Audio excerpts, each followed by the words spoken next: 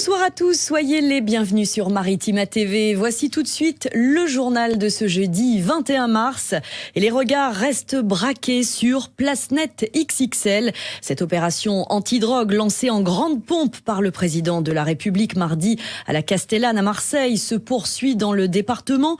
Le nouveau préfet de police est encore rendu sur place hier après-midi pour tenter de maintenir la pression sur les points de deal. Les précisions avec Didier Gesualdi.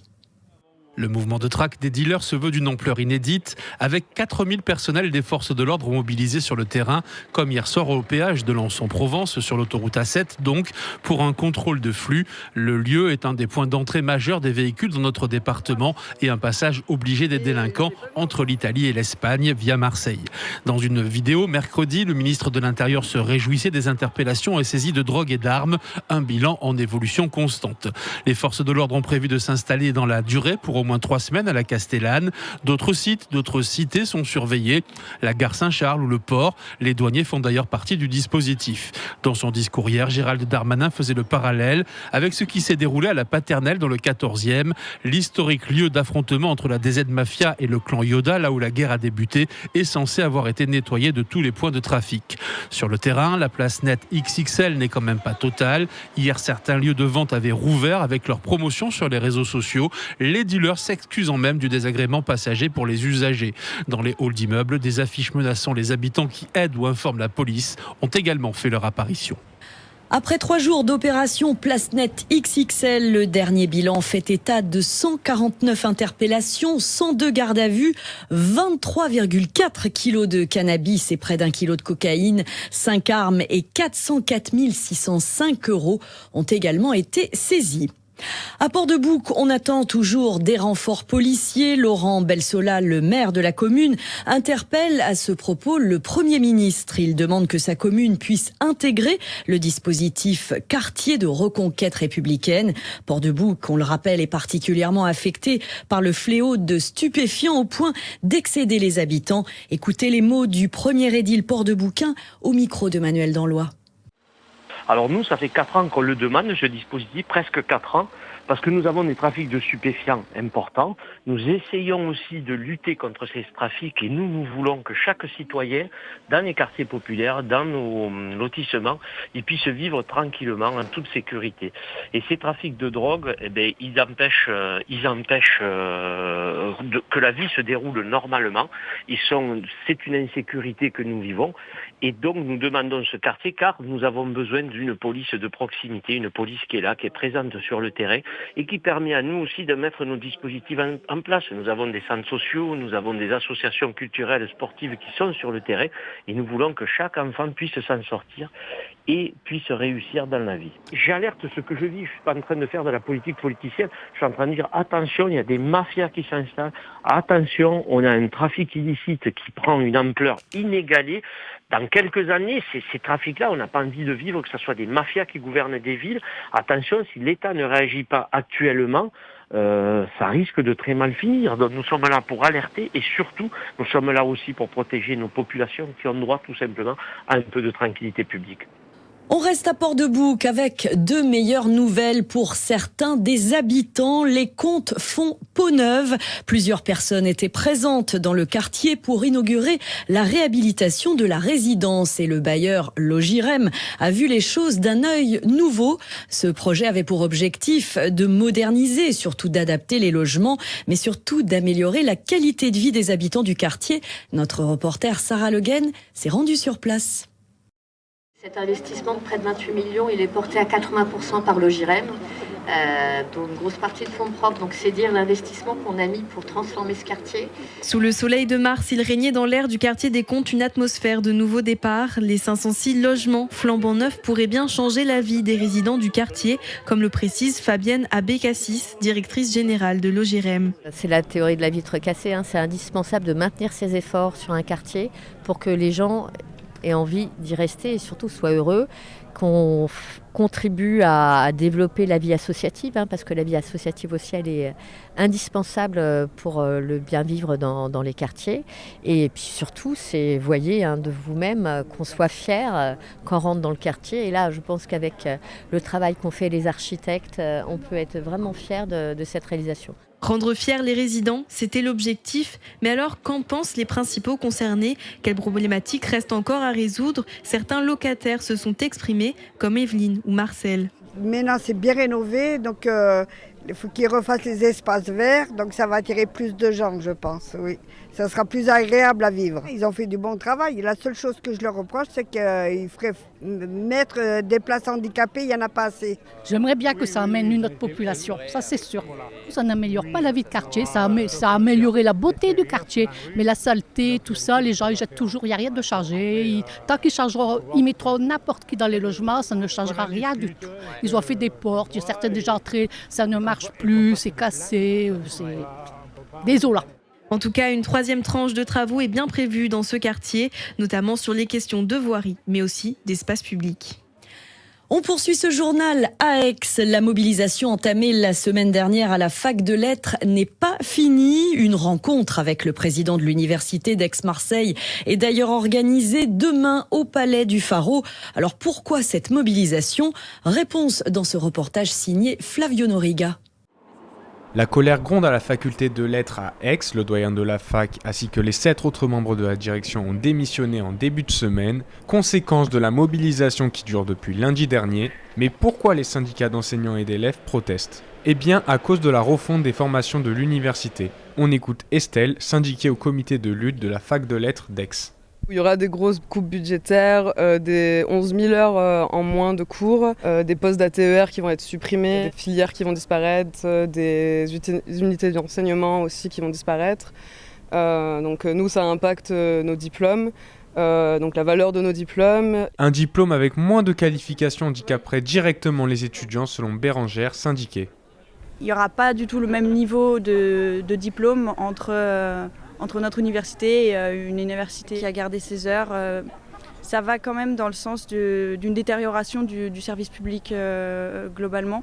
Pour la plupart des étudiants, c'est le flou le plus total. Aucune communication n'a été effectuée par l'établissement sur la refonte de l'université, de quoi agacer certains élèves. Nous, on ne nous a rien communiqué. Tout ce qu'on a pu voir, c'est les articles dans la presse et certaines personnes qui ont relayé, qui ont eu accès aux mails qui ont été envoyés au personnel de la fac et qui nous ont été relayés par des captures d'écran.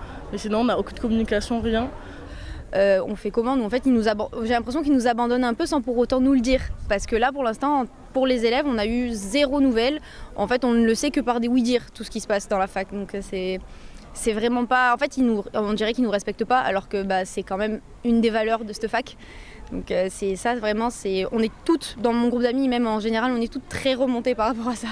C'est pour cela que les syndicats rencontreront directement le président de l'université d'Aix-Marseille ce vendredi au Palais du Pharo pour demander plus d'heures de formation pour les filières de la fac de lettres.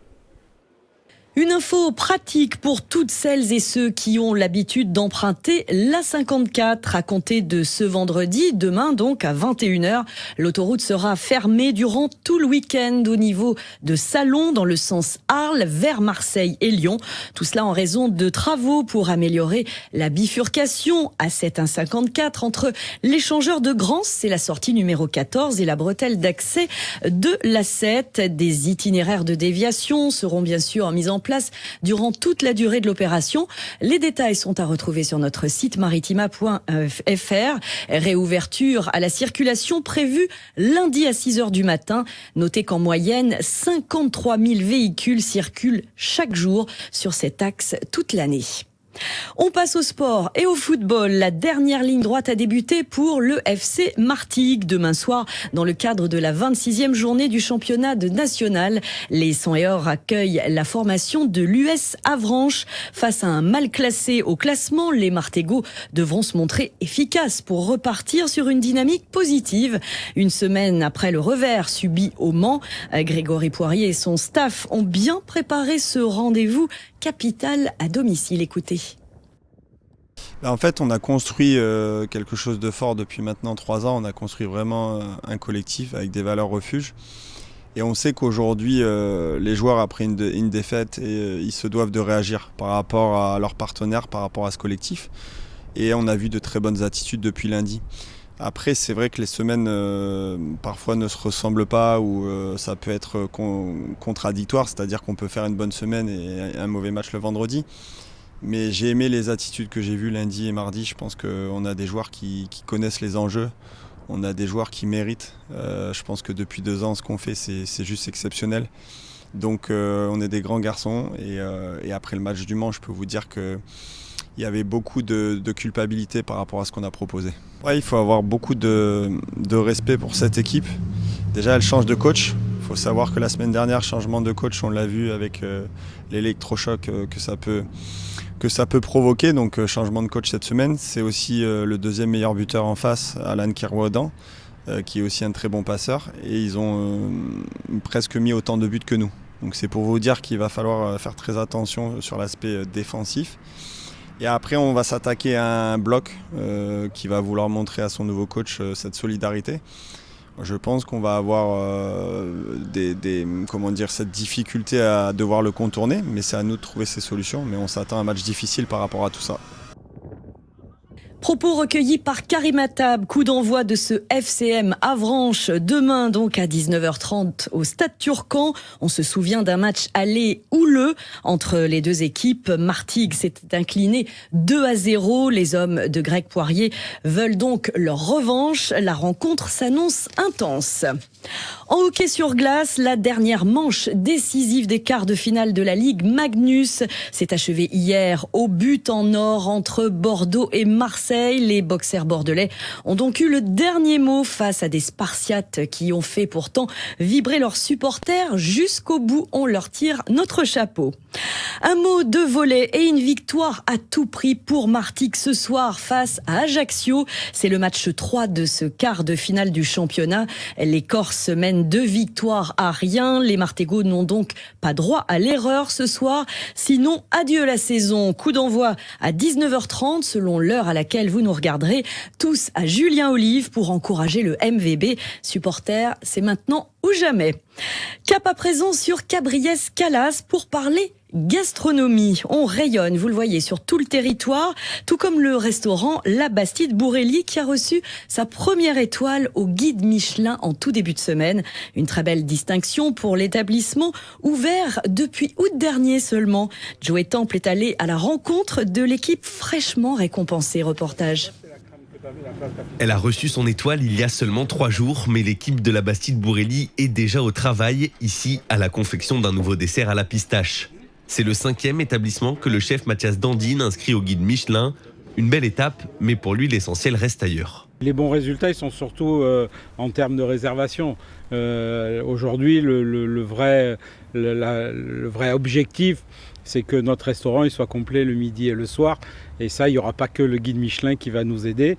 Ça va nous apporter une partie, mais le reste reste à faire. Continuer de travailler, mais prendre le temps de se féliciter. La fierté est grande pour ceux qui ont contribué à décrocher cette étoile. Jean-Baptiste Joly est le chef pâtissier du restaurant. C'est toujours honorifique pour nous de le recevoir quand on la gagne. C'est quelque chose ça nous touche. Moi, je suis issu d'une famille de restaurateurs. Mon père a travaillé souvent dans des très très gros établissements étoilés et c'est vrai que c'est quelque chose qui marque. La fierté de mes parents, c'est ce qui comptait.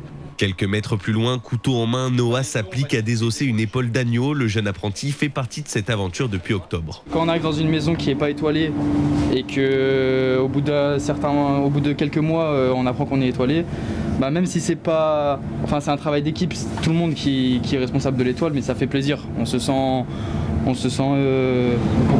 récompensé, exactement. Une récompense pour la cuisine, évidemment, mais pas seulement. C'est l'équipe qui est récompensée. Bien sûr, le plat, ça reste quand même le plus important, mais après, il y a le show, il y a le spectacle.